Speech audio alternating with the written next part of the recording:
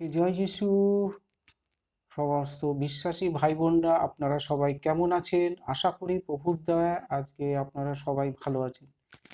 তা আজকে নতুন একটা ভিডিও নিয়ে এসেছি আপনাদের সামনে। ভিডিওটা শুরু থেকে দেখতে থাকুন। আজকের কন্টেন্টটা হচ্ছে যে প্রভুর কাছে যে যা চায় সে ঠিক পায়।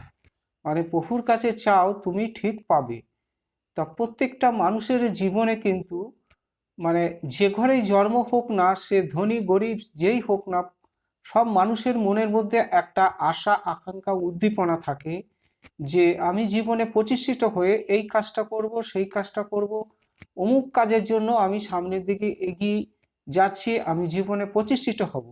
তা সব আশা আকাঙ্ক্ষা উদ্দীপনা বাস্তবে রূপায়িত করতে আমাদের সাহায্য করবে স্বয়ং প্রভু যিশু। তো সুতরাং তার উপরে কিন্তু আমাদের জীবনটা নির্ভরশীল হয়। সুতরাং আমরা যদি মানে প্রভুকে বিশ্বাস করে প্রভুর কাছে প্রার্থনা করি, আজ না কাল একদিন আমাদের জীবনের সব লক্ষ্য মানে আমরা জীবন পথে জয়ী হবই হব।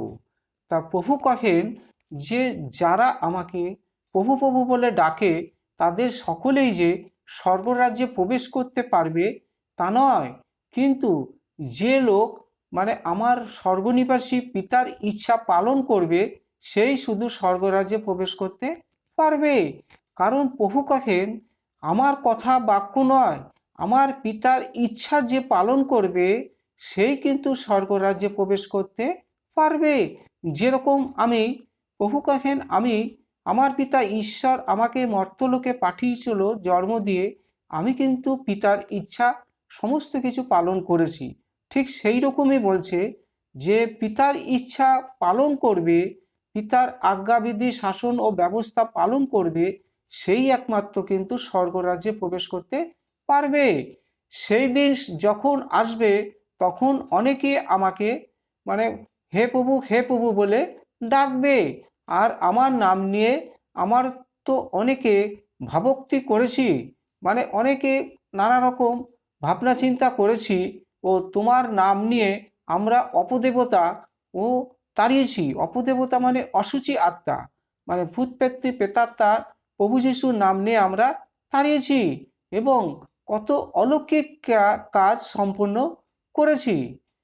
প্রভু কহেন আমি তখন তাদের স্পষ্টই বলবো কোনো কালেই আমি তোমাদের চিনতাম না।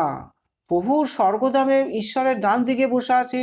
মৃত্যুর পরে যখন আমরা স্বর্গধামে উপস্থিত হব তখন স্পষ্টই কিন্তু প্রভু আমাদের বলে দেবে কোনো কালেই আমি তোমাদের চিনতাম না, এ অধর্মচারী দল আমার কাছ থেকে দূর হও। কারণ আমরা তো পিতার ইচ্ছা পালন করিনি।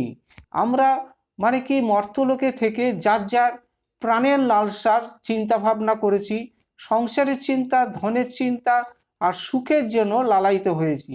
কিন্তু কোনোটাই কিন্তু এই জগৎ থেকে আসে না। যা কিছু আসে সব কিন্তু স্বর্গ থেকে নেমে আসে। তাই প্রভু কাছেন তোমরা জীবনে প্রতিষ্ঠিত হতে গেলে কখনোই কিন্তু সংসারের চিন্তা, ধনের পেছনে ছুটবে না এবং সুখের জন্য কখনো কোনোদিন লালায়িত হবে না। কারণ এগুলো কখনো কোনোদিন এই জগৎ থেকে পৃথিবী থেকে উৎপত্তি হয় না। স্বর্গ থেকে যা জিনিস নেমে আসে আর স্বর্গধামে উঠে যায় না। যেমন ঘাসের আগায় শিশিরের যে কুয়াশা পড়ে সেই কুয়াশাটাও কিন্তু স্বর্গ থেকে নেমে আসে আর স্বর্গধামে কিন্তু আর উঠে যায় না। কারণ এই পৃথিবীটা হয়েছে অসুচি মানে অপবিত্র, নোংরা।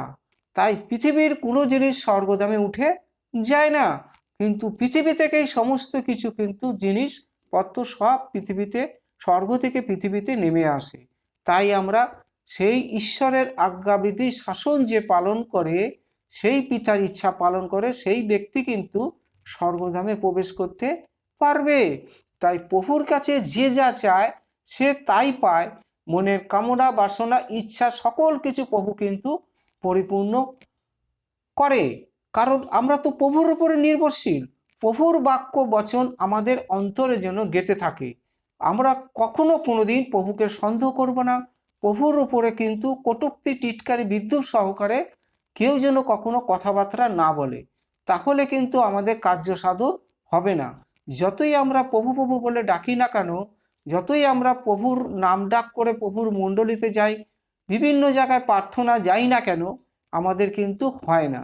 কারণ এই বাক্য বচনগুলো বাইবেল অধ্যায় যাকব অধ্যায় স্পষ্ট লিখিত আছে যে তোমরা প্রার্থনা করো, যাচনার মাধ্যমে তোমরা চাইতে চাইতে থাকো কিন্তু প্রাপ্ত হও না, কারণ তোমাদের প্রার্থনা সঠিকভাবে হয় না।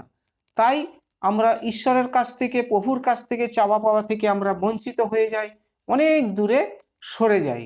তাই একাগ্রচিত্তে প্রার্থনা করতে হবে, মন প্রাণ অন্তর হৃদয় দিয়ে। 1 থেকে 2 জন যদি থাকে, সেই 2 জন মিলে একাগ্রচিত্তে প্রভুর কাছে প্রার্থনা করলে প্রভু কিন্তু স্বর্গ থেকে আমাদের প্রার্থনা ঠিক শুনবেই শুনবে। আজ না কাল, কাল না পরশু, তরশু ঠিক আমাদের মনোবাঞ্ছনা সকল কিছু পরিপূর্ণ করবেই, এবং যে যা চায় তার ইচ্ছা সকল পরিপূর্ণ হবে। সে চাকরি বাকরি, ব্যবসা বাণিজ্য বা জমি জগা, চাষাবাদ, যে কোনো কর্মই হোক না কেন, সব প্রভুর উপরে কিন্তু নির্ভর করে। কারণ এই জগৎ থেকে কিন্তু কোনো কিছু আসে না, আর কোনো মানুষ কিন্তু মানুষকে পরিত্রাণ করতে পারে না। পরিত্রাণ একমাত্র সৃষ্টিকর্তার হাতেই আছে, আর তার পুত্র প্রভু যিশুর কাছেই। তাই আমরা কখনো কোনোদিন ঈশ্বরের কাছে পৌঁছাতে পারি না, কারণ যেহেতু আমরা পাপী, যেহেতু আমরা অপরাধী, আমরা ঈশ্বরের কাছ থেকে অনেক দূরে বঞ্চিত হয়ে যাই, দূরে সরে আসি। তাই মনুষ্যপুত্র প্রভু যিশুর মাধ্যমেই আমরা সমস্ত কিছু প্রাপ্ত হয়ে থাকি, পেয়ে থাকি। তাই প্রভুকে ভালোবাসতে হবে, ভক্তি শ্রদ্ধা করতে হবে। তাই প্রভু কহেন, তোমার বিশ্বাসের দ্বারাই তুমি কিন্তু মুক্তি পাবা, এবং তোমার ভক্তি শ্রদ্ধা দ্বারাই তুমি কিন্তু পরিত্রাণ পাবাই পাবা। এবং আমার কাছে প্রার্থনার মাধ্যমে যে যা চায় সে তাই কিন্তু পায়। হালেলুয়া। তাহলে আজকের কন্টেন্টটা এই পর্যন্ত। তাহলে প্রভুর কাছে প্রার্থনা করি আপনারা সদা সর্বদা ভালো থাকুন, সুস্থ থাকুন, আর আপনাদের সংসারের জীবনে যেন মঙ্গল হয়, এবং সমস্ত রোগ ব্যাধি, দুঃখ কষ্ট, অভাব অনটন থেকে আপনারা যেন পরিত্রাণ প্রাপ্ত হন। সবাইকে জয় যিশু। আর একটা কথা, ভিডিওটা যদি ভালো লাগে একটু হলেও একটা সাবস্ক্রাইব দিয়ে দেখবেন, কারণ পরবর্তী ভিডিওগুলো সবার আগে আপনাদের কাছে পৌঁছাবে। সবাইকে জয় যিশু। আমেন।